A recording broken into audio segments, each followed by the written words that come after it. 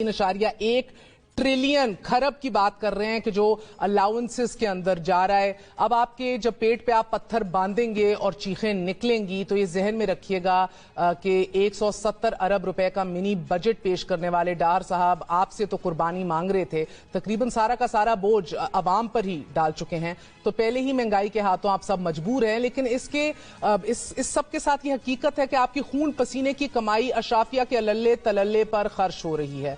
आज कौमी असेंबली में तकरीर करते हुए वजीर खजाना इसहाक डार ने कहा कि शहबाज शरीफ साहब जल्दी सादगी पॉलिसी का ऐलान करने जा रहे हैं। मौजूदा हुकूमत ने इक्तदार में आने के फकत 4 माह बाद नाजरीन सरकारी मुलाजिमीन की तनख्वाहों में एड हॉक अलाउंस की मद में 15% और बुनियादी तनख्वाह में 48% इजाफा कर दिया, जिसके बाद ग्रेड 17 के मुलाजिम की तनख्वाह 1,13,000 और ग्रेड 22 के सरकारी मुलाजिमीन की तनख्वाह 2.5 लाख तक पहुंच गई।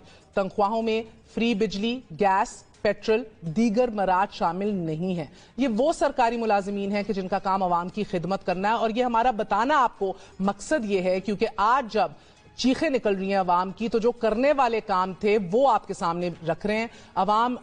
अवामी नुमाइंदे जो हैं उनको भी देख लीजिए। एक दिन का कौमी असेंबली का इजलास तकरीबन 5 करोड़ का पड़ता है। बुनियादी तनख्वाह की मद में 1,50,000 रुपए, एजाजिया की शक्ल में 12,700 रुपए, सैंक्चुरी अलाउंस की मद में 5,000 रुपए, ऑफिस मेंटेनेंस अलाउंस की शक्ल में 8,000 रुपए, टेलीफोन अलाउंस के तौर पर 10,000 रुपए और एड हॉक रिलीफ की सूरत में 15,000 रुपए यानी कि 2,70,000 रुपए माहाना हर एमएनए को दिया जाता है।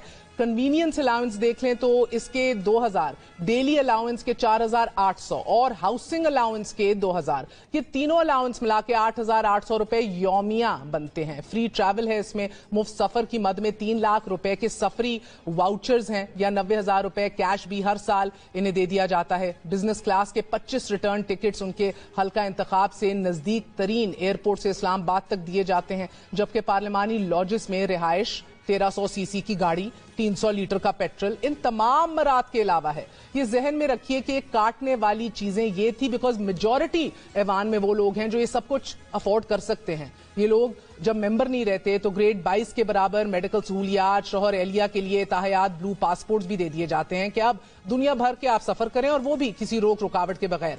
अब इस वक्त वफाकी काबीना का हुजम 83 अफराद पर मुश्तमिल है अल्हम्दुलिल्लाह, और कौमी असेंबली, सेनेट, चारों सूबों की असेंबलियों के मेंबरान की तादाद 1,000 से जायद है। डू द मैथ, खुद जमा तफरीक कर लीजिए।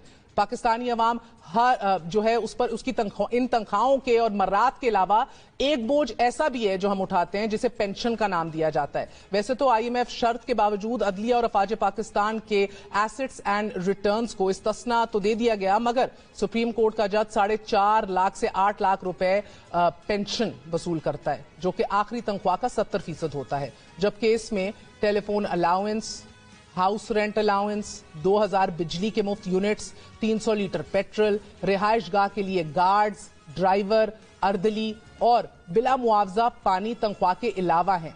क्या इन चीजों को काटा जा सकता है? ये आज सोचना है हमें। पाकिस्तान में एक ऐसा शख्स भी है, जहन में रखिए, जो माहाना पेंशन की मद में 25 लाख रुपए मर्रात के अलावा वसूल करता है और आज भी कर रहा है। बहुत से लोग जानते हैं I am talking about. Pakistani अवाम सिर्फ पेंशन की मद में सालाना 503 अरब रुपए अदा कर रही है।